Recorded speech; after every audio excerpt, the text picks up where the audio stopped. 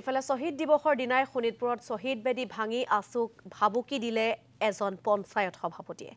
ডিকৰাই উচ্চ মাধ্যমিক বিদ্যালয়ৰ সন্মুখত থকা শহীদ বেদী ভাঙিলে লক্ষীকান্ত বৰা নামৰ নাগ শংকৰ পঞ্চায়তৰ সভাপতিগৰাকীয়ে। এই সন্দৰ্ভত জানিব বিচৰাত আছুৰ বিষয়ববীয়াসকলক ভয় ভাবুকি দি খেদিলে পঞ্চায়ত সভাপতিগৰাকীয়ে। শহীদ দিৱসৰ দিনাই অসম আন্দোলনৰ 860 গৰাকী শ্বহীদৰ প্ৰতি এই অপমানৰ বিৰুদ্ধে ব্যৱস্থা লোৱাৰ দাবী আছুৰ শোণিতপুৰ জিলা সমিতিৰ। ইয়াৰ মাটিৰ ডেভেলপমেণ্ট আমি ইমান দিন কৰি আহিছোঁ, ইয়াৰ একেবাৰে প্ৰেমক কেলে কথা কৈ আছা? এইটো কি ভাবুকি দিছা? ভাবুকি নহয়, এইটো জানা নাই? এইটো আছুৰ নামত নাই নহয়। যাই নাম ৰ'বা, তুমি কি বুলি ভাবিছা? তুমি আছু দেখাইছা, তোমাতকে আমি বেছি কম আছো নেকি? নাই।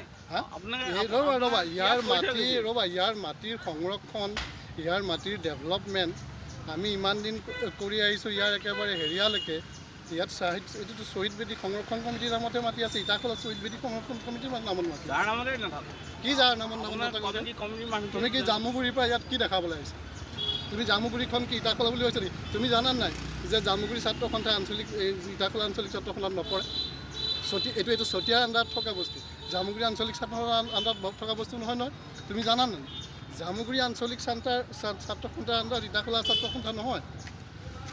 তোমালোকে জানা নাই? আছু মোক নেদেখাবা, শুনা, আছু মোক নেদেখাবা। আছু তোমাতকৈ মই বেছি আছো। আপোনালোকে কৰি থৈ গৈছে, আমাক জনাব লাগিব। একো জনাব লাগে জামুগুৰি আঞ্চলিক ছাত্ৰ সন্থাক আমি একো জনাব নালাগে।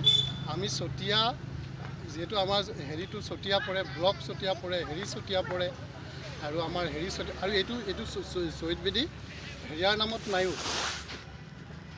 জামুগুৰি আঞ্চলিক ছাত্ৰখনতো নামেই নাই, আৰু হেৰিয়াৰ নামতো নাই, ছাত্ৰ সন্থাৰ নামত নাই। এইটো হ'ল ইটাখোলা শ্বহীদ বেদী সংৰক্ষণ কমিটিৰ নামত আছে ইয়াৰ মাটি, আৰু আমি এই গোটেই ডেভেলপমেণ্টটো আমিহে কৰিছোঁ।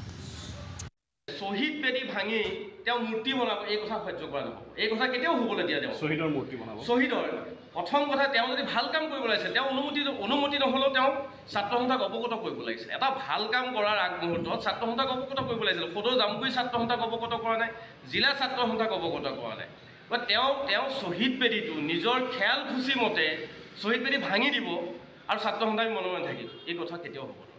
অসম আন্দোলনৰ প্ৰথমগৰাকী জাতীয় শ্বহীদ খৰ্গেশ্বৰ তালুকদাৰৰ মৃত্যু তিথিত সামগ্ৰিক সমগ্ৰ অসমতে অসম চৰকাৰ, জিলা প্ৰশাসনে শ্বহীদ বেদী আজি উদযাপন কৰিছে জাকজমকতাৰে।